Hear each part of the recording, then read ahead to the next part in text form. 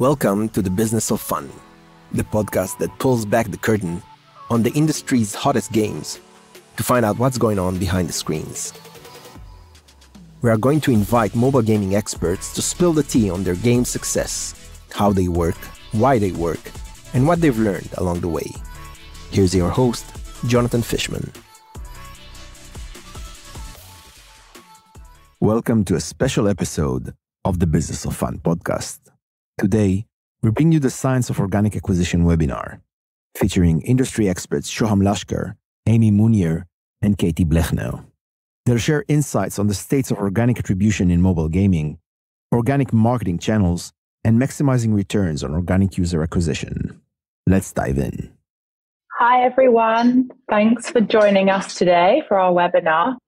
So I'll begin just thanking everyone and welcome. We're really grateful and happy that you're joining us today for our webinar on the science of organic acquisition. I know this topic is very important for a lot of people. We've had lots of changes in the ecosystem, hitting paid especially, iOS 14.5 privacy changes, entering a recession, and paid user acquisition costs rising. So I've definitely heard a lot of mobile marketers looking at how to optimize their organic and brand channels. And we really have the best people to discuss that today, experts in their field who I'm very happy to be speaking with. We have Shoham Lashkar, Director of App Store Optimization, also known as ASO, which is what you'll probably hear coming up as we speak at Zynga, and Amy Monier, Director of Product Marketing at Zynga. And for those who don't know, I'm Katie Blechner from the Mavens. We were formerly known as Store Maven. We create mobile technologies to optimize creatives, conduct growth experiments, and to measure performance. About 5 months ago, we were acquired by Zynga. So now I can very happily say that Shoham and Amy are my colleagues. And I'm going to hand over to you, maybe starting with Shoham, to introduce yourself. Thank you, Katie. So hi, everyone. I'm Shoham. I'm leading the ASO team at Zynga. We are a central cross team, meaning that we support Zynga's top titles, including live games and new launches. I've been in the ASO industry for over 12 years now.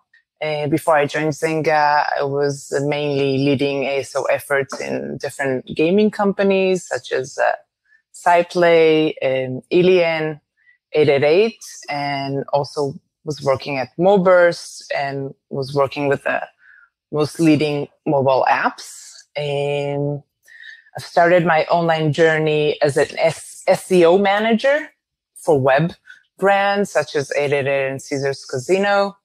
But ever since I engaged with mobile marketing, it became my passion. And so this is me in a nutshell. And I'll have Amy introduce her amazing self. Thanks, Shoham and Katie. Hi, everyone. My name is Amy. I'm Director of Product Marketing at Zynga. We have a few directors of product marketing. I currently oversee the casino division and Words with Friends. Similar journey to Shoham. I started a very long time ago, and I'm not going to give the date because that will give my age, in search engine optimization. It was one of my first intros into online marketing. Really just enjoyed and loved learning how to write for Google and the algorithms that it runs, which brought me into my online marketing career. Picked up a lot of skill sets like email marketing, affiliate marketing, lead generation. Finally, kind of finding myself as a co-founder at a previous company in mobile, doing both B2B mobile products to support monetization for apps and games, as well as actually building our own apps, which were live streaming and dating apps. So I have been in the SEO industry and the organic, as we will define that, marketing industry for over 12 years, and specifically in mobile for over 9.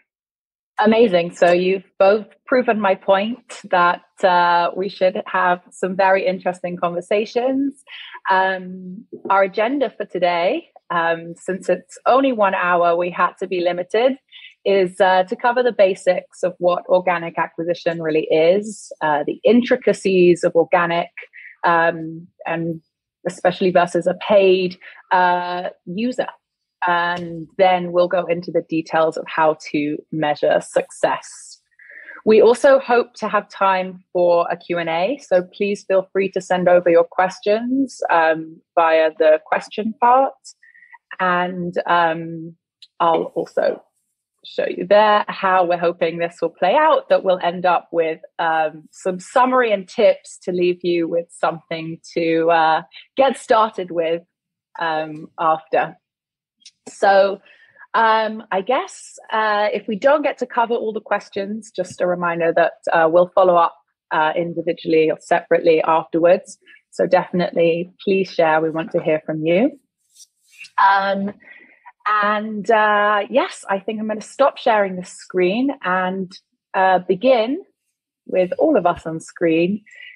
And what I think we should do first is define organics. There are potentially people on the call who really know what's going on and have a lot of experience. We're really focused in on mobile organic acquisition, obviously more from the gaming lens, but the techniques extend across other apps as well.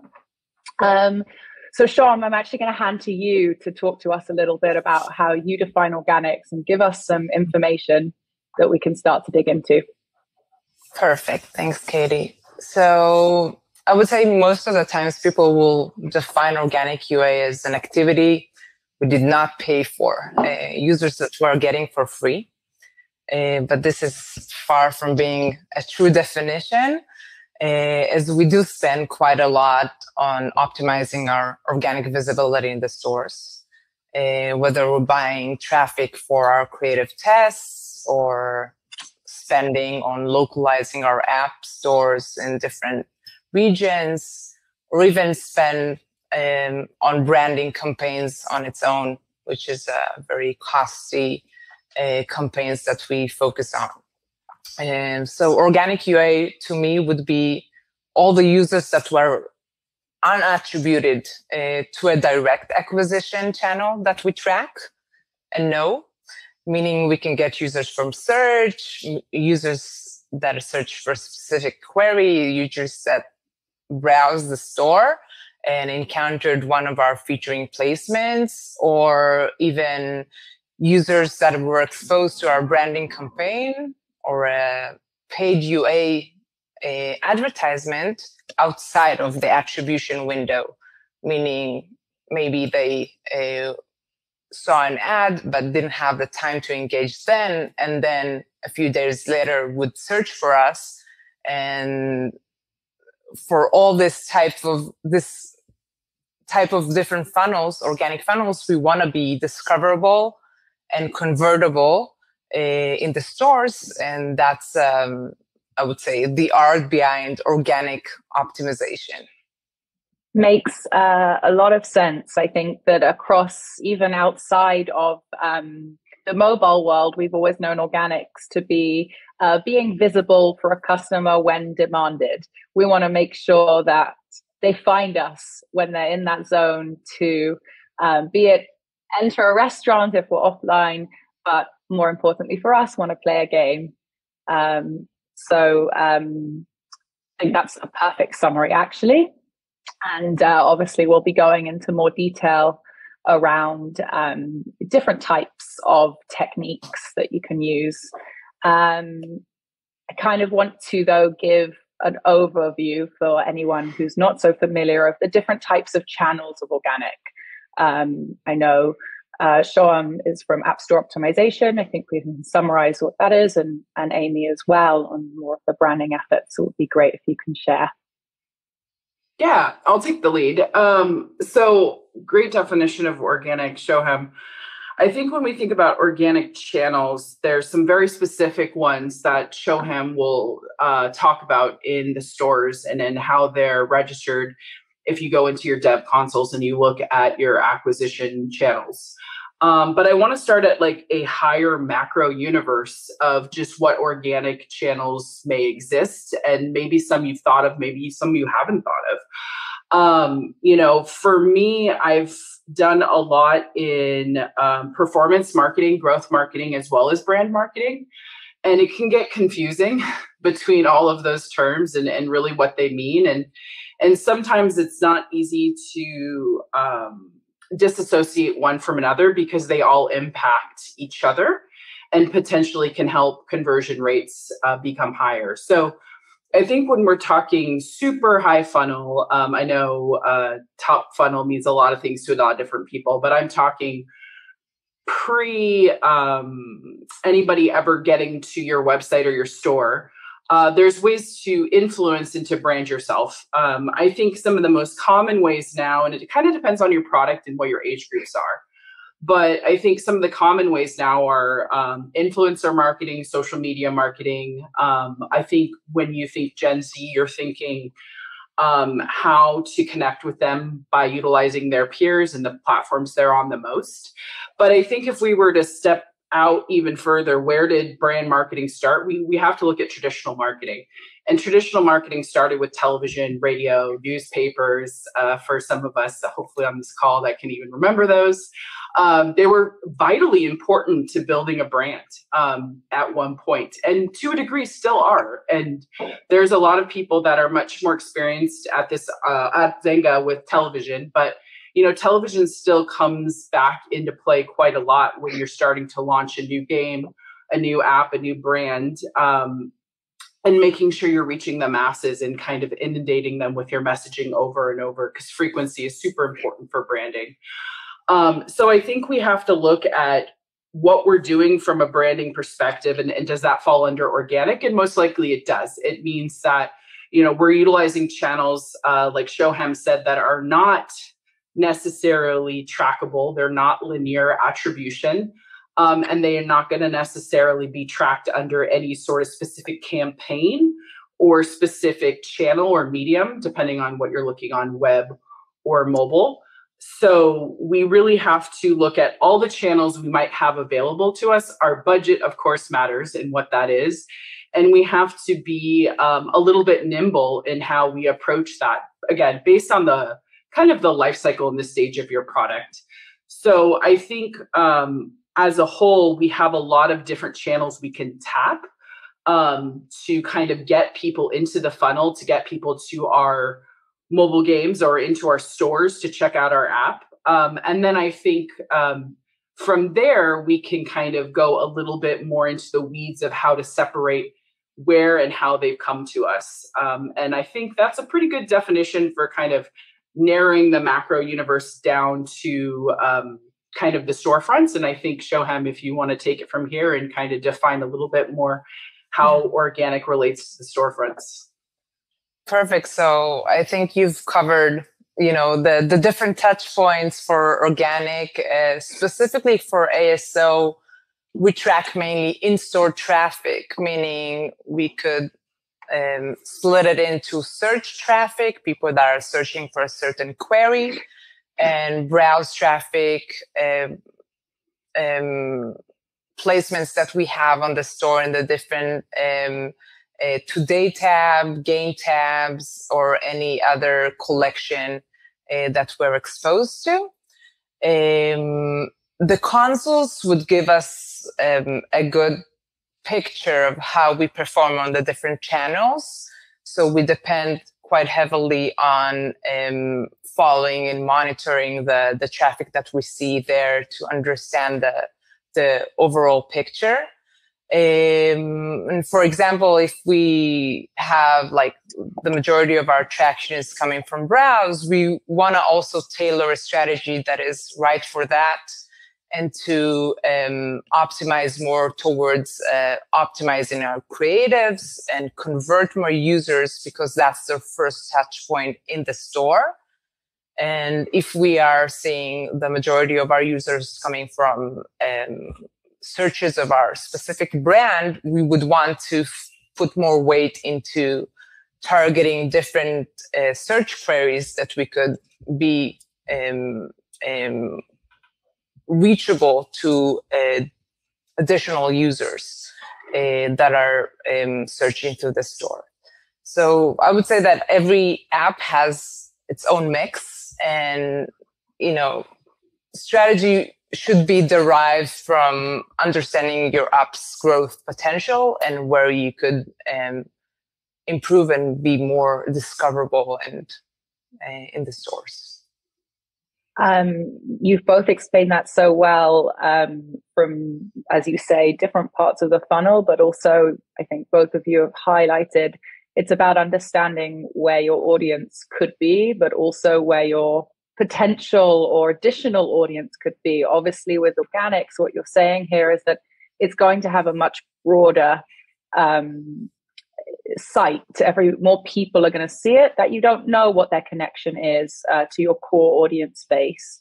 And that obviously changes the way that you construct your campaigns, the way you construct your creatives, and everything you do. I think another thing you're highlighting on quite strongly is about understanding what makes your product so valuable, or what it is that connects to your audience. I think it'd be really interesting to explore that a little bit more.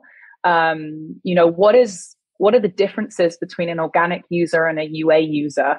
Do you find that there's a difference, and how do you navigate that? So Shoham, I'd love to hear a little bit from you to start with. Okay, so we'll start that. So it's all about understanding your audience. You want to understand what your relevant users are searching for, what they are exposed to, which UA ads they're exposed to, what they're doing with their spare time. And then you would start with identifying your uniqueness to the market. What's your added value? What's your USPs? How could you pull those users into your app in a way that they found it engaging and relevant?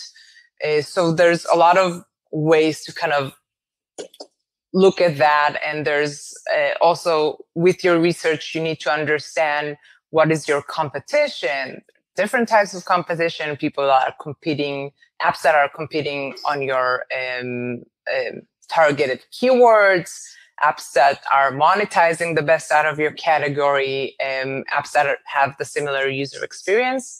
So it's all about being discoverable to millions of users, and that's the science behind being organic. UA user and UA, I would say, advertisement user versus organic users have different intent also in the store. Usually organic user has the highest intent because he's ready to consume content now. He's searching for something actively. You just need to be appealing enough to be pulled from and to be his selection once he's browsing or searching. Unlike in user acquisition, when a user is doing something else and then you display an ad, you might not have the time to engage right now. And in a later stage, when you raised his awareness, he would go and search for your app, or remember that he saw this ad and engage back outside of the attribution window. So it's also important to identify the funnel and the touch points that you have with users that are very different from a paid user acquisition than an organic one. But don't get me wrong, paid UA advertisement is a crucial marketing channel that you should, it's the best channel to raise awareness of your brand, to get people even search or trigger some interest in your brand. But it has to be working together with also people that could find you outside of the attribution window. And that's where ASO is so important as a completing growth strategy for your brands, because there is just so much that you can do with how you brand your app, but then you actually need to capture those installs and close the loop for the installation. You made a great point there. Sorry, jumping in, because I don't want to forget what you said at the beginning, which was that it's about the full funnel and being aware of what your user is exposed to at all points. And I think that can be really hard to do because a lot of teams have their own initiatives and it's hard to really understand what that full picture looks like. But as you said, paid and organic do have very close relationships. They're both incredibly important, and understanding how they operate together and how your messaging in the App Store correlates with what they're seeing in the ad journey that they've gone on is so important. I also wonder, Shoham, with App Store optimization, especially for search, when users are going into the App Store, obviously with high intent to use an app or a game, they're sort of shown all their competitors. It's like you really have to be fighting against others. How much do you feel like you have to lean into the trust of the brand in the way that you operate and the credibility of your game? So first, you need to have some kind of alignment in messaging. You can show this UA ad and then people will land on your page and not see the correlation between it. You want to keep a consistent, I would say, engagement funnel. But also, once a user was exposed in the past to your brand, he's more likely to choose you out of a list in search. So it's very much important.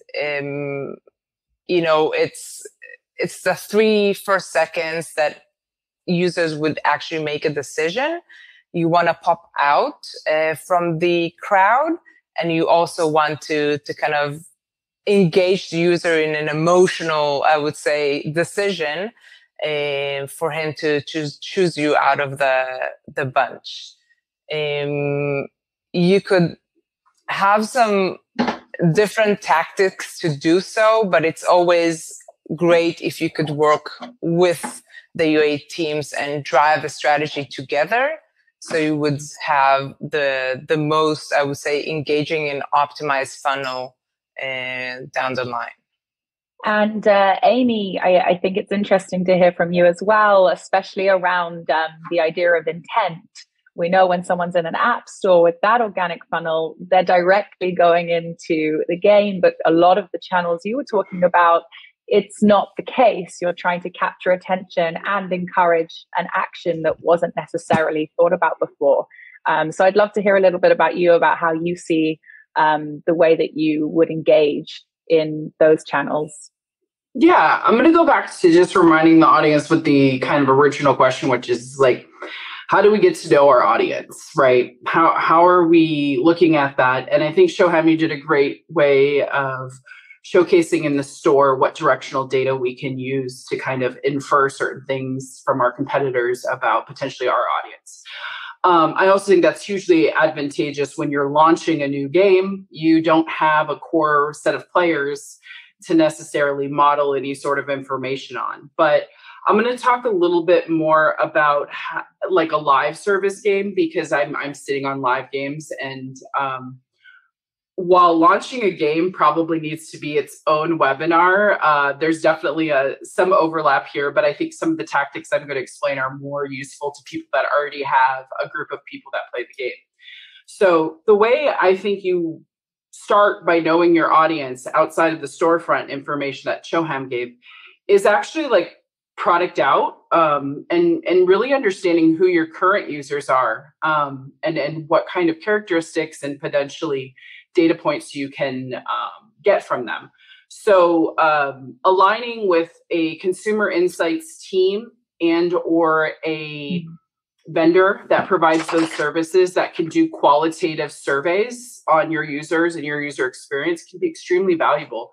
It's extremely valuable for marketing. I would even argue it's more valuable for product managers if they're in here when they're designing features and potentially trying to figure out what new things they can give their audience. But something I know that was really valuable that we did on all of our games here is kind of archetypes, right? We look and we group people according to characteristics of how they use your app or game, and we put them in buckets, and we name them silly names, and we kind of learn to personify these groups of people, and we give them personas. And I think there's two different ways of doing that, and I just want to kind of give two different examples, and both are helpful. One is getting first party data, right? Like the hard demographics of your user, the things that you're used to seeing go into a paid acquisition campaign, like geographical locations, ages, potentially other demographics if you have the ability to collect them first party wise. I think this is to the dawn of time when online marketing started with Google Ads, this is what we did, right? We try to figure out who we're targeting, and we put those as filters in demographics. I think the fact that we're seeing a lot of privacy pushback on first-party data and giving that data to third parties, we've had to become really innovative of what other things can we learn about our users that are not necessarily demographics, that are sensitive PPI, right? Like personal identifiable information, PII, sorry, I spoke there. Acronyms, there's a lot of them. But I think in general, you want to stay away from PII because you're not going to be able to share that with anybody, and especially a paid user campaign. At some point, we're just not going to be able to. So, it's really now learning characteristics is the way I look at it. Like, what are the defining events and characteristics that these users as a cohort, as an archetype, are continuing to do? So perhaps they invite their friends, perhaps then, and we call them the social group, right? Or perhaps they're the overachievers and they're the ones that are constantly checking and opening your app and reopening your app and just have this ferocious appetite for content and events. And we want to go after those types of users.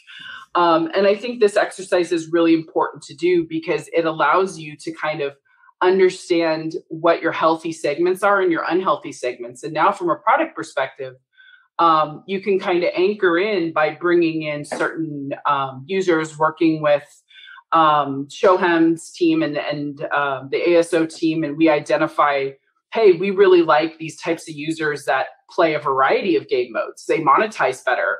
So we want to work with you to design a storefront that showcases the variety of storefronts. And then we want to work with the UA team to showcase the variety of game modes we have, because those are the users that are the most valuable. Those are the ones that have the highest LTVs, whether it's paid or organic. So I do think it's important to work closely with your product team, work closely with your CI team, figure out characteristics that could help identify buckets of users, and then almost use those buckets of users to inspire UA teams, inspire ASO teams to see, hey, can you guys help us narrow the top funnel and try to find people that have these characteristics? And I think that is going to be predominantly the future of finding users that have a high LTVs, no matter what funnel that they may convert from.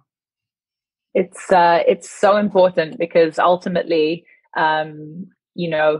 the product does all the speaking at the end of it. So being able to loop that back. And of course, there's other tools that even from the world that Shoham and I know best, the App Store, the Google Play Store, also offering tools like in-app events, live events, to be able to showcase things from the product in these environments. So that's another technique to use once you've understood what's working really well. What are things that are being introduced to bring back engagement, to encourage users who want to know exactly what gameplay, what features they're going to be able to use.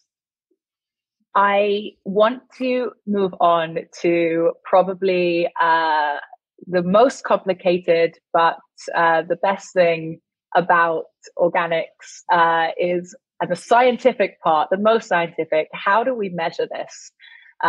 You both said very clearly that it's organic is when it's not directly attributable to a campaign. So how do we go about understanding impact? Where should we look? And what should we expect? So yes, Shoham, I'm handing to you to talk us through that to start with. Mm-hmm. Okay, so I would say like install are the key measurement metric for organic UA. You would want to measure the growth of your installs over time.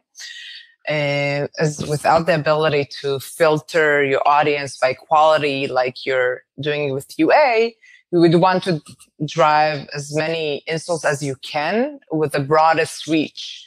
This you will maximize your returns on your one-time investment that you have, whether it's like creative testing or optimizing for different geos.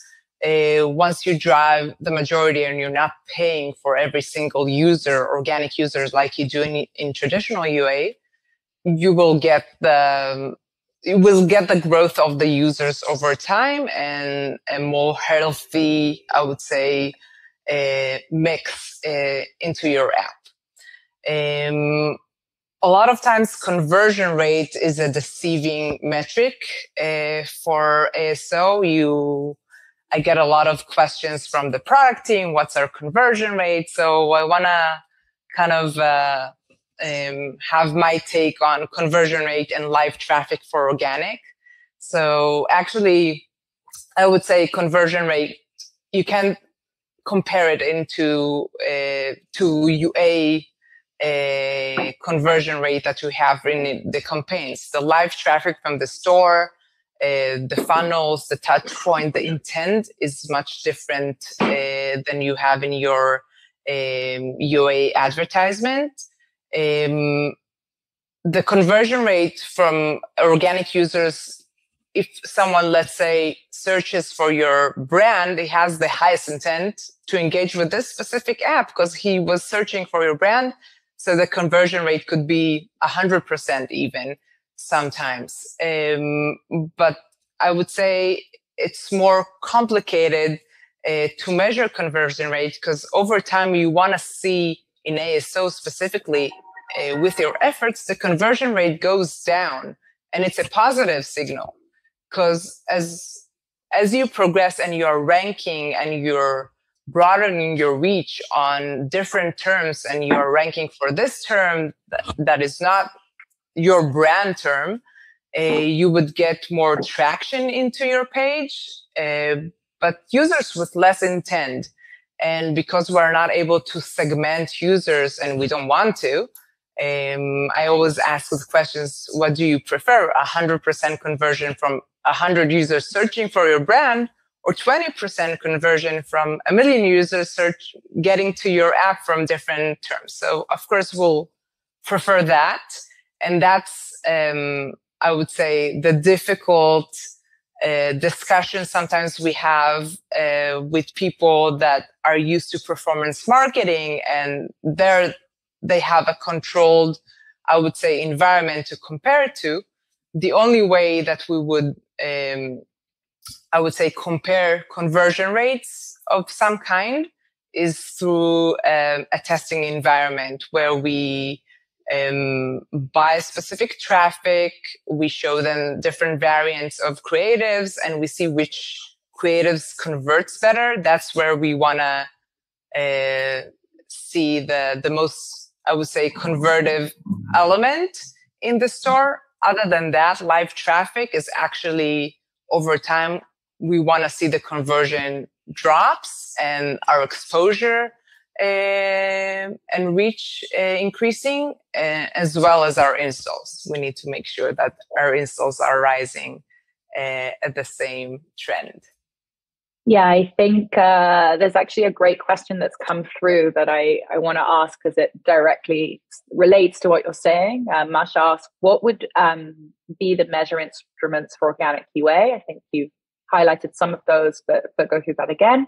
And how do you get the return of investment short and long term? And I think that's a great point. What can you expect from the short term? And is this more of a long game? Do you need to wait a certain period of time to see the positive trend or similar? Okay, so it really depends on your product. And I think it would give us a nice segue to also talk about a little bit ASA. There's some hacks that we can have from like understanding our organic, I would say, conversion rate from specific keyword, like how, which keyword is more important for us to increase its visibility in the store. We can learn that from our ASA campaigns because they are, I would say, securing the top position for different terms. And we can see also the revenue potential for a certain keyword where we're not able to pull this data straight from the stores, not from all stores. I would say organic marketing in general is a long run game because it takes time to build brand awareness. It takes time to prove to the algorithms that you deserve a certain ranking, that you engage well the users. It's also a combination between how good is your products. Thankfully, Zynga has really good products, so it's kind of, it makes the game a bit more easier for us. Once we achieve a certain ranking, we're able to maintain it for a long time. But overall, it's a very sustainable method, I would say, because you don't need to pump in money all the time. In traditional UA, once you cut the spend, you're also cutting the installs. But in organic, once you achieve some kind of visibility, even without spending another dollar, you would still gain a lot of installs from it. So I would say it's a long time investment, and it takes time to kind of educate the algorithms that you to secure your visibility and that you deserve a certain ranking.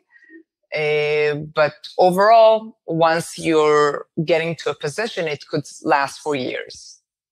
Amy, I saw you nodding there as Shoham said that it's a longer term play. I'd love to hear your thoughts on this.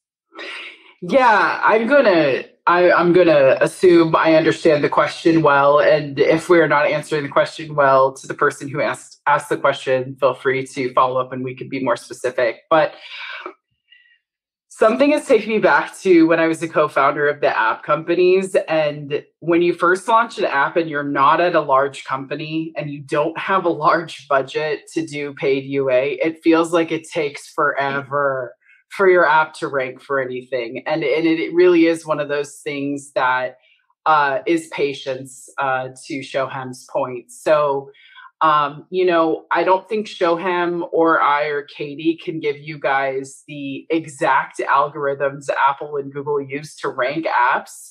If we could, we probably would all be doing these webinars for like ridiculous amounts of money, but we are here today for free. And I will tell you that most of the time there's going to be and again, Shoham, you can definitely counter my point here, but there's a healthy mix that the Apple and Google are going to look and where you rank for generic terms, competitor terms, and your own brand terms. Obviously, the higher intent, the higher conversion rates, the higher likelihood you'll rank higher for those. Conversion rates does matter to a point, especially on your own branded terms, competitor terms, and to a point, just generic genre. But also, downloads is going to go into that algorithm too. So while you can sustain a ranking, you kind of need some install velocity to get into the charts, where I think is like a range where people will actually find you. We know people aren't going, they scroll infinitely on Instagram, but, probably in the store, they're going to, if you're not in the top 10, you're not going to see a dramatic effect coming from organic installs from a keyword.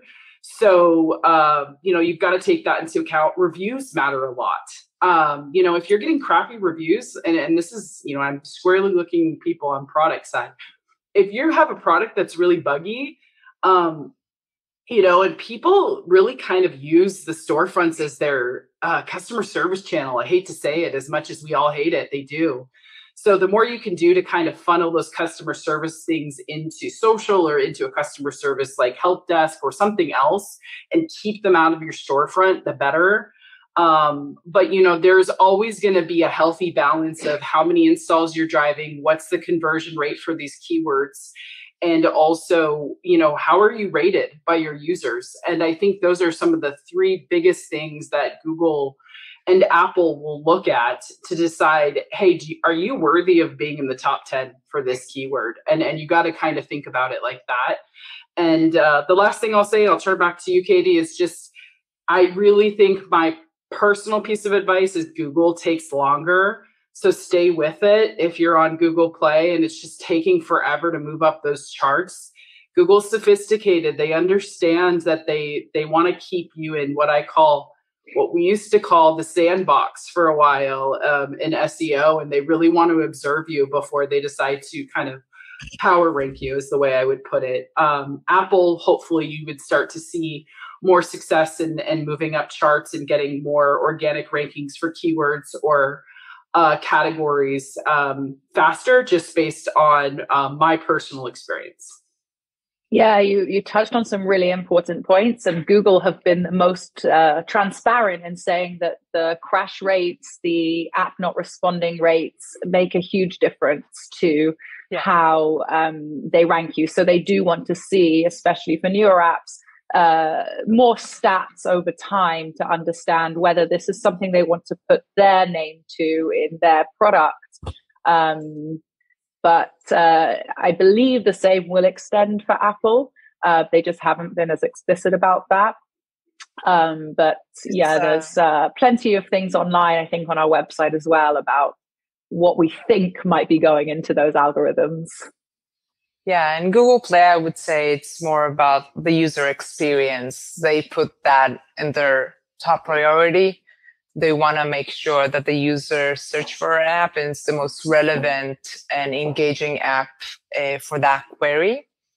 Where in iOS, we see a lot of success once we lift those budgets and invest more, because they have more of a economy approach in their store business approach, I would say. I completely agree with that. I cannot remember who mentioned this, maybe both of you, but talking about the value and the importance of ranking highly on your brand. And I think brand keywords, brand terms come very nicely into Apple search ads, because Apple has the functionality that you can advertise on keywords that are relevant, and that will appear above any organic listing.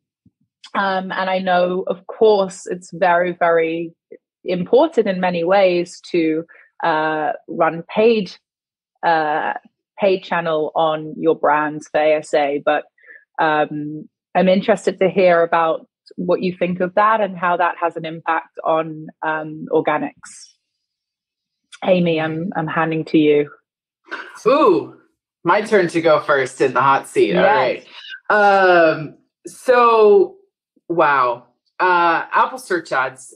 This again could be its own webinar, so I will try to do it justice in about 60 seconds. But I think what happened with the privacy changes of the removal of the IDFA, and this will go back into search ads, I promise, setting the context, is that we've kind of left UA, BI teams, data sciences teams, and just other methods like fingerprinting, deterministic kinds of probabilistic measurement in a whole new world where no one really knows what to do. And how are we going to really figure out who's coming, especially on Apple, from organic versus paid, because they changed everything on us. And they're still kind of understanding scan and also how they're going to determine attribution windows. So I think what happened across the industry was that people want to play it safe and they wanted to spend where they could track. And so there was a surplus, like, all right, well, Apple's search is a self-attributing network, and we're going to go ahead and kind of pour our budgets into Apple search because we can measure it and we can track it. And it's really the only game in town on UA that has this really deterministic measurement and linear attribution that, didn't, I don't think, change dramatically after the IDFA was pulled because it wasn't being utilized in the first place. So Apple Search Ad just all of a sudden became like just the most exciting thing for UATs in town. And I get it because you can do your predictive ROAS or ROI modeling based on that, and it's safe and it's reliable. But I think there's a danger here, and I think we need to be aware of what potentially we're doing, which is we may be inflating budgets, especially around our branded keywords, to a point where we're almost cannibalizing ourselves. Meaning, we may be bidding more to pay for somebody who would have downloaded us regardless if we had not had that ad. So, there's kind of a saturation point. And I actually ran, and I'm going to do a quick shout out to StoreMaven. I ran an amazing regressive analysis on and kind of figuring out what's that saturation point and plotting it on an XY axis and kind of figuring out that sweet spot, right? Like, here's how much we want to spend on brand keywords so that we have most of the share of voice and that we capture and can even play a game where we keep our competitors from capturing that share of voice. But at what point are we oversaturating our branded keywords and we're bidding too much and we're paying too much to Apple when we probably would get those impressions regardless?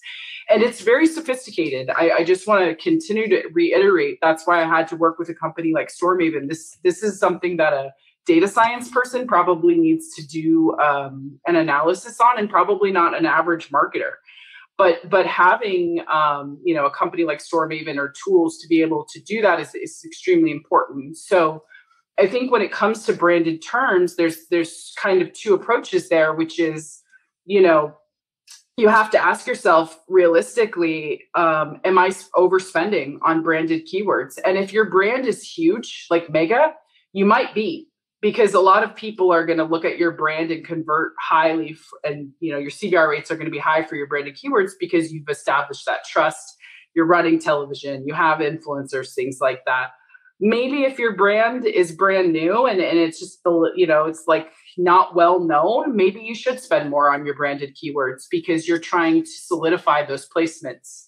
But I don't think branded keywords as ASA should be the end all and be all of a strategy. I think in some ways it's a highly complex thing to do because of the fact you're probably also getting re-downloads, reattributed installs in that campaign. And thus it probably needs to be investigated even further and really scrutinized.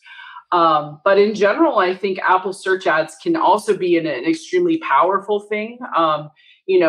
They allow us to bid on competitor terms and we may not rank for competitors, but now we can get first position above them. And we can also bet on generic terms, which could be really important and valuable if you're trying to establish yourself as a leader in that category of game. So I don't think Apple search ads is all evil. But I do think there should be high scrutiny on UA spend on branded keywords. And I think it's a healthy conversation, and I'll turn it over to Shoham to have with your ASO team and how it's going to potentially impact their numbers and their measurement and their volume coming through organic. Thanks, Amy. So nicely done. I think you've mentioned and nailed the reasons for ASA being so successful these days. I would also say that due to the deprecation of IDFA, it's just a lot of the users that we were able to target through different networks and to kind of catch them before they arrived to the store, they were attributed to a different network. And now with less spend on different networks in iOS, and the ability to attribute them to a certain campaign, they're being attributed as ASA. And it's so successful because the it's the organic funnel. Actually, like the user is searching, he has the highest intent, he wants to engage, he has the time to engage, the availability to engage. So if he's going to see something in the first position, he would engage with it more successfully than any other funnel. But let's not forget that ASA has the downside of not having 100% impression share, meaning some of the users would not even see your ad if they're searching for a specific query. And that's where I come back to organics. And by securing the first position organically, 100% of the users would see you either in the first position if there's no ad displayed, or in the second position. So always the organic, I would say, visibility at the top position is has the highest potential for installs because of that specific market share, market impression, visibility for ASA. So you would want to do both. And as Amy mentioned, you want to do it in a smart way that you're not going to cannibalize any way users that you would be getting for free. And use tactics that would defend the first position or the ad by using other apps of your company, or by targeting specific autocompletes of your own brand or competitive brands that you're not able to do through organic search, through organic optimization, and also have misspells,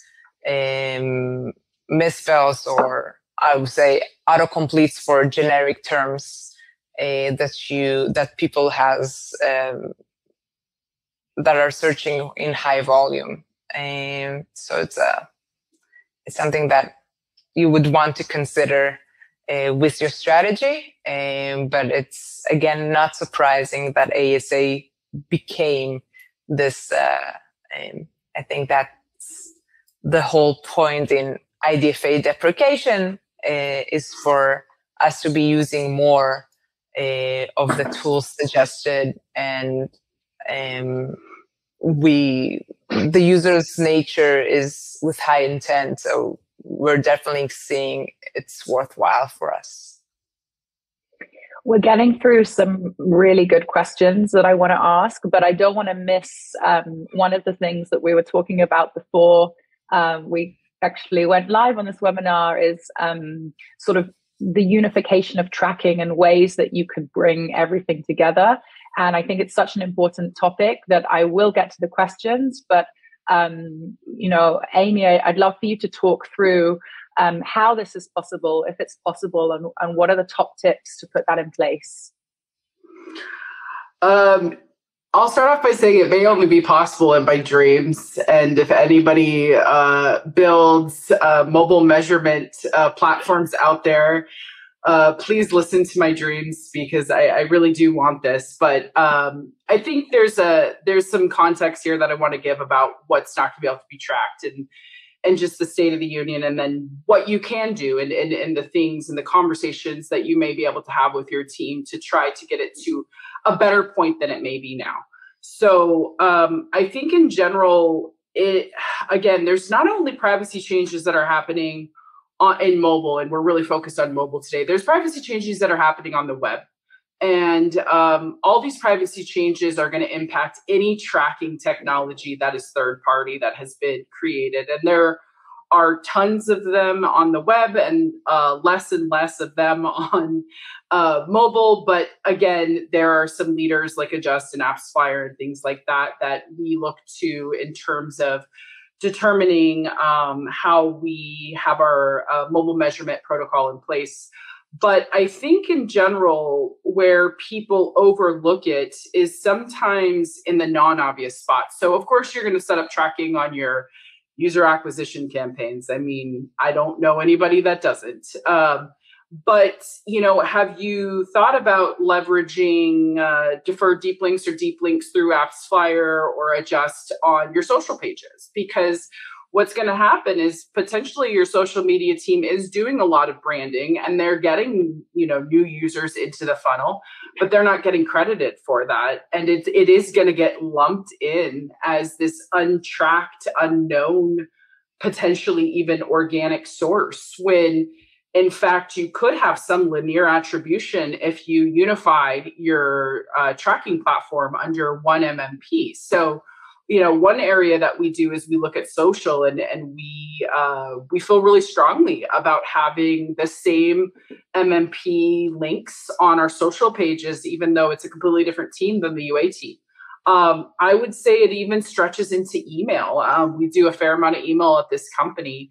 And while emails aren't necessarily producing a ton of first-time users, sometimes they are, because we do a lot of cross promo at this company. But sometimes it's just about tracking those reattributed or re-engaged users as well, and having this kind of one system where you can look at your email, your social, your UA, potentially your influencers, whatever you have running. Everybody is using the same tracking platform, and thus you can have somewhat of a holistic view of how potentially different channels may be driving different installs to your stores. And then I think one step further, working with your product team, I think this is probably Katie's favorite story, is, a lot of times product teams are doing referrals. And if you have an extremely social game, one that it's like, there's a high likelihood of someone sending out an SMS with a link, or sending out an email or a Facebook post or whatever it might be, and there's a link attached, and you're giving the link to the users that are like unique tracking links. A lot of times product teams aren't looking at what tracking we're using in marketing, and they're not realizing that, hey, if we knew, how many player-to-player conversions we're having, and we used a unified tracking system, we could actually see the value of pushing more, I would say, more volume or more users to invite their friends. We can reward them higher because we know their LTVs of the value of the users they're bringing in. And likely it's going to be really high because these players are being brought in by a personal friend. So there's a connection there. So I think you got to look at all your marketing channels, and you got to work with your product marketing or all of your marketing teams and say, hey, where can we unify the tracking? And can we make sure we do that? And then also in the product, where are we not potentially tracking new installs or even reinstalls where we could? And yeah, I think it's something really great. I think there's always going to be a fractured web to app kind of measurement protocol, because of the fact that web is mobile web, HTML5, and just desktop web is going to be very hard to convert over to mobile.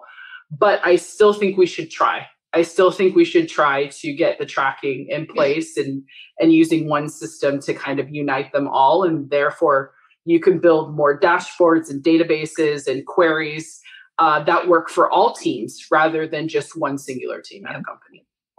Probably wishful thinking, but maybe Scan 4 will be our answer to mobile web. If everyone stays on Safari, please. Please stay there. But we're a while away.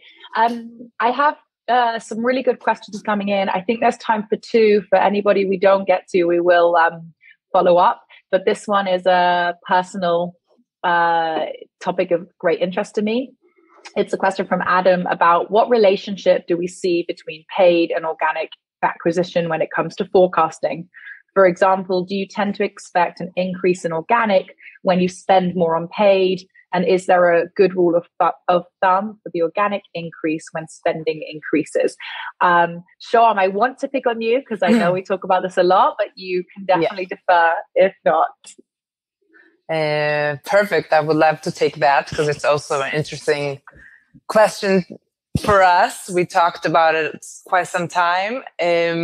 So comes down to the mix of your user base, meaning you need to understand, like, if your organic is mostly composed from branded searches. Then once you reduce the cost in paid UA, you would also, your organic will go down because you have less brand awareness and less attributions, I would say, to that specific channel.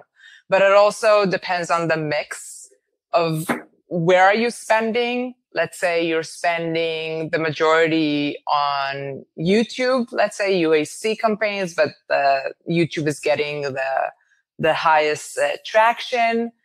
YouTube users that, went to YouTube to see this funny cat video and are seeing your ads pre-roll before that are not likely to engage now because they went there to see a different type of video, but you would still leave a mark if your brand awareness was high. And then they would go outside of the attribution window and search for your app. And then you would see that once you stop spending on YouTube, you have some kind of portion of organic users going down. So it all depends on the mix. We have apps that are, I would say, 85% organic because they are ranking on top key generic terms and not just, getting installs through the organic. And they are not sensitive at all to any cost reductions. They're stable. You have the same amount of organics, even if you turn on a UA campaign or turn it off, you won't see any difference because they have such a sustainable sources for organic traffic. So it all depends on the mix and how volatile your app is and how sensitive it is based on the mix of the users you're buying at what stage. Perfect. I think we can squeeze in one question, but we might have to answer this more quickly. I'll go with our friend Eric has asked, Eric Woods, regarding Hi, ASA. Eric. Yeah. Apple now offers the ability to bid on the Today tab campaigns, as well as on search keywords. How, if at all, do you see the new Today tab placement influencing ASO strategy? Okay, so I would take that as well.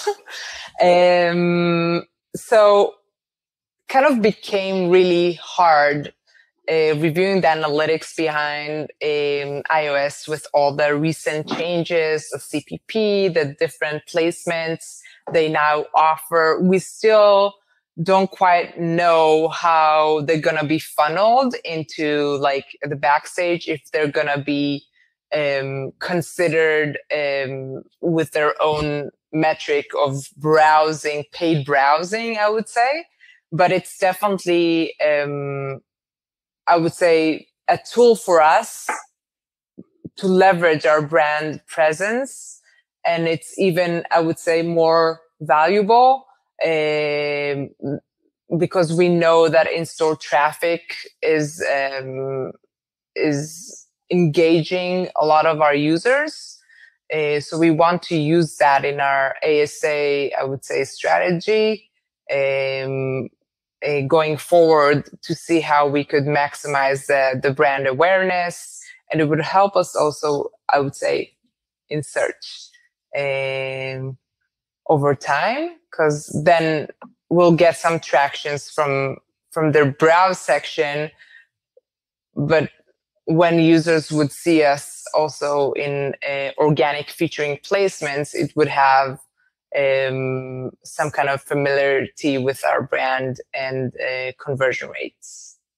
Amazing. I'm sorry to have to cut it off. We've hit the hour mark, which I think means we're going to have to finish. I just want to thank Amy, Shoham. I've also learned a lot. I feel like, Amy, you've brought out 2 topics that we should follow up with: launching a new game, going into ASA in more detail. So we may pick on you again for this, or we'll just take it offline and chat about it ourselves. Thank you, everyone, for taking part. And we'll send out the recording. And Brian, I saw your question and we will come back to you as well. So thank you for participating with us. Thank you, everyone. Take care. That's a wrap on this episode of The Business of Fun. To learn more about Zynga and Chartboost and how we can help you on your mobile gaming journey, visit chartboost.com. Don't forget to hit that subscribe button on Apple Podcasts, Spotify, Google Podcasts, or wherever you get your podcasts so you never miss an episode. Thanks for listening.